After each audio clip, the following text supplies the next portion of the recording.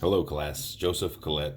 Excited to be presenting my research on should college athletes be paid.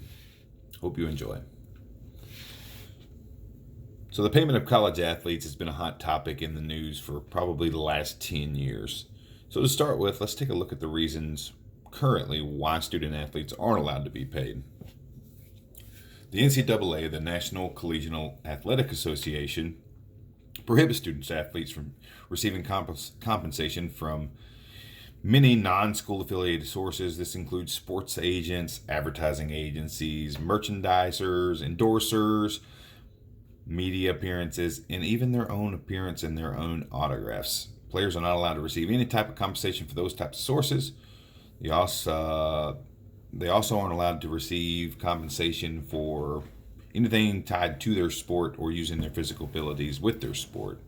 Now, the NCAA itself is a group comprised of universities and colleges that are tied together in an effort to establish and enforce rules and regulate both the conduct of student athletes and the sports in which these student athletes participate in. One of the primary reasons for the existence of the NCAA is to protect the educational opportunities and components of collegiate sports. The NCAA aims to keep collegiate sports amateur in nature.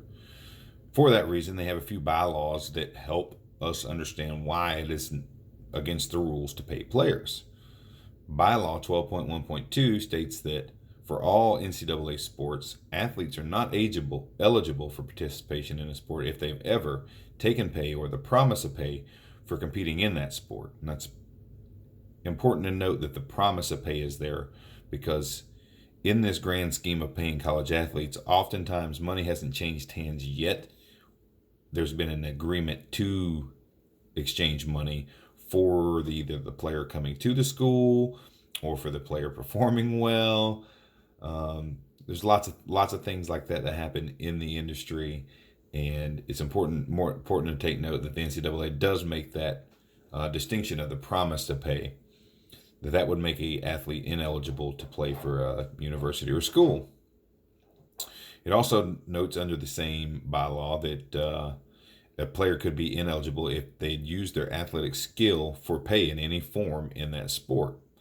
So, say a kicker in a football had set up a outing where he was going to try to kick 10 field goals in a row, and people had to pay $5 ticket to get in, and he got some kickback on the side, and that would be him making money for his athletic skill in his preferred sport, and thus he would be ineligible.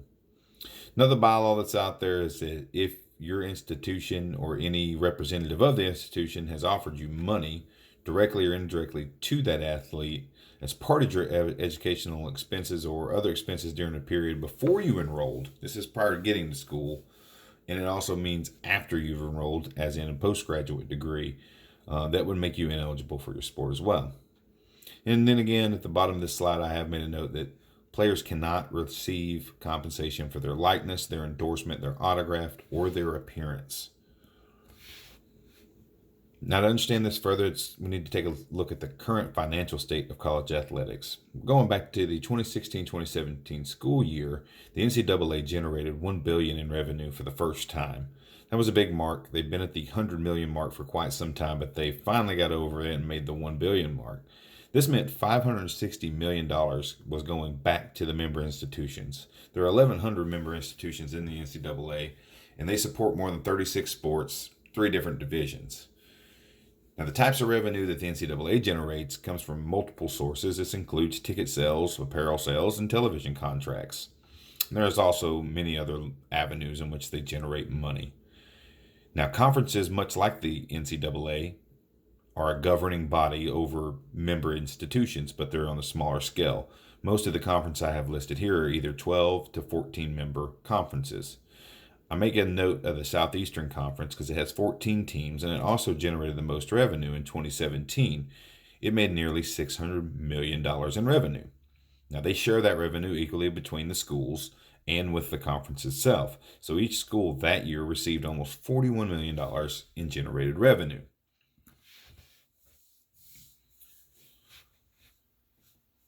The next slide here has a complete breakdown of what kind of revenue each sport generates. So college football by far surpasses all other sports. It made almost $32 million in 2017. The other 35 sports together made $31.7 million. That's combined. So college football is the king when it comes to revenue. And in my opinion, it's probably the most popular of the collegiate sports. Directly behind football is men's basketball. And it brought in just a little over 8 million in 2017, which is a fair share of money, but nowhere near the 32 million that football is bringing in. So we're going to tie all that together and look at what the arguments are for and against paying college athletes. In the argument for paying college athletes, these athletes are putting themselves out on the line. They're risking their personal health, their future revenue, all for an institution or a school. And in doing so, they're having to dedicate 40 to 50 hours a week, fine-tuning their skills and conditioning their bodies. This money is generated directly on their backs. Many student athletes come from a low income or they face economic challenges before coming to school, and this can make taking money that they shouldn't lucrative for them, or could get them to look towards a school that is offering something that may be against the rules as more of an option. This has to be taken into account as one of the arguments for paying these college athletes. If this was above board and legal to do, it would actually level the playing field, that all schools could offer the same incentives that some of the schools are already doing so behind closed doors. Another thing you have to look at when looking at the reasonings for paying college athletes is how much money coaches, college administrators, and others make in this industry. Over the last 10 years, coaches' salaries have just inflated. In 2016, Jim Harbaugh, who's the head coach of Michigan football, made $9 million in salary. All while his players who help generate the revenue that pays his paycheck were not given anything. Players often complain about not having enough money to get back home, to travel, to have money to eat on. Now, they are offered a meal plan with the school, but often they want to go out with their other friends from class and have a meal, and they don't have enough money to do so. On the other side of the argument, you have the argument against paying players. Many will say that the players are already paid. They're offered a scholarship. They get free room and board. They have their meal plan. They have personal trainers. They have dietitians that are there at their beck and call. They're also offered tutors. They have access to a lot of things that the general student in a school is not offered to. The NCAA still likes to argue that compensating athletes would eliminate that amateur nature of the sport and make it more professional. It would gray those lines in between this being a amateur sport and make that a professional link. And another thing that is argued heavily is that not all these sports generate revenue. If you remember back to our revenue slide, that football is far and above the most revenue generating sport. When you're talking about compensating players, you have to be thinking all players, and the inequality is there. That's one of the biggest concerns when this argument's brought up, is how do you do so justly? How do you compensate all players in all sports equally? You also have to look at, would there be a competitive advantage for those schools which generate more money?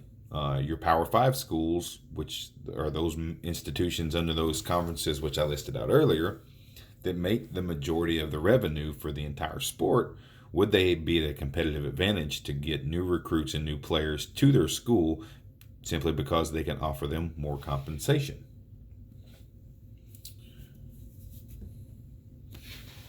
So where do I stand on the issue? Well, I've been a college athletics fan for quite some time. I actually prefer it over pro sports. In my opinion, college athletes absolutely deserve to be compensated and paid. For many of the same arguments I brought up earlier, you look at the administrators, the coaches, and the colleges themselves, they're making billions of dollars off the backs of their players. They are basically exploiting these student athletes for free labor, and they're not giving any of that money back to the student. But unlike the argument against college athletes being paid, I don't feel all sports would be compensated equally. I think football and basketball, both men's sports, would make a larger portion of that revenue because they bring in a larger portion of that revenue. And if you wanted to keep football paying for all the other sports that the school does, I think you would have to compensate those athletes at a higher level than you would the other sports. Now, I'm not saying that you don't pay all athletes. I'm saying the level at which they're paid would be equal to the amount of revenue that their sports generate. Volleyball players, soccer players, sports that don't normally generate that much revenue probably don't like to hear that argument, but it is more in line with the utilitarianism focus that it's a free market and this is kind of how money comes in and it needs to come back out in the same manner. If you look at which sports are bringing in the most, that's where the most of the money needs to go back to keep that money rolling in and rolling back out.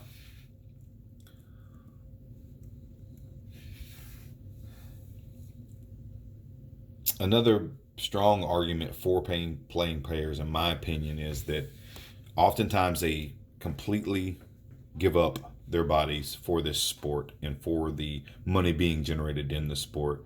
As you saw earlier in the slide, the TCU player who was paralyzed for life and was not able to have a claim against the university. Many players are injured for life, and it ruins any future career opportunities they may have in the sport.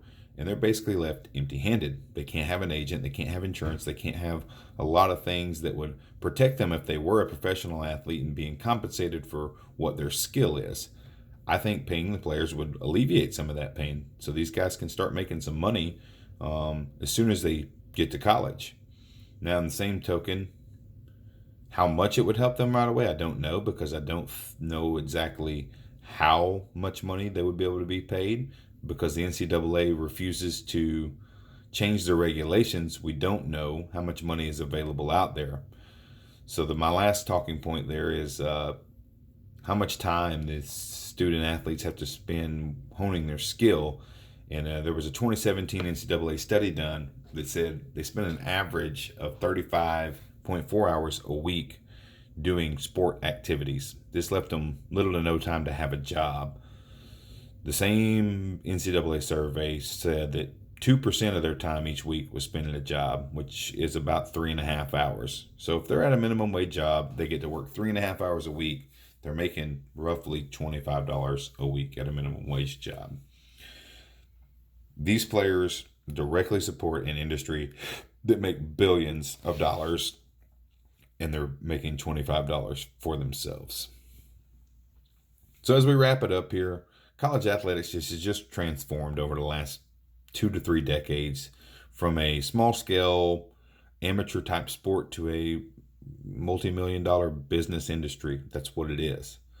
Many things in the landscape have changed, and given that financial state of the industry, it's time to pay the players, and they're rightfully due this money. These athletes sacrifice their bodies and their times for their sports. Their likeness, their jerseys are used to generate millions in revenue, and it is only just that the revenue they aid in generating be returned to them in part. So as I wrap up here, I've left you with 3 questions. There's 2-part questions for the first 2, and the last one is a straight question. I would like to know, do you think is a college scholarship enough payment for student athletes? Are these guys receiving enough payment? These guys and girls, receiving enough payment for what their skill is? And if it's not enough payment, what do you think a justifiable level of compensation is? Question 2, if these athletes are paid, should they be paid equal between all athletes in all sports? That is, each player, no matter what sport that they be in, get the same amount of payment for their skill. And then what are some ethical issues associated with the disparities in the payment of athletes if you chose not to pay them all equally? Last question is the NCAA a governing authority using systematic discrimination by not allowing athletes to be compensated for their own likeness? Hope you guys enjoyed my presentation. Look forward to your comments, and I look forward to reading your presentations.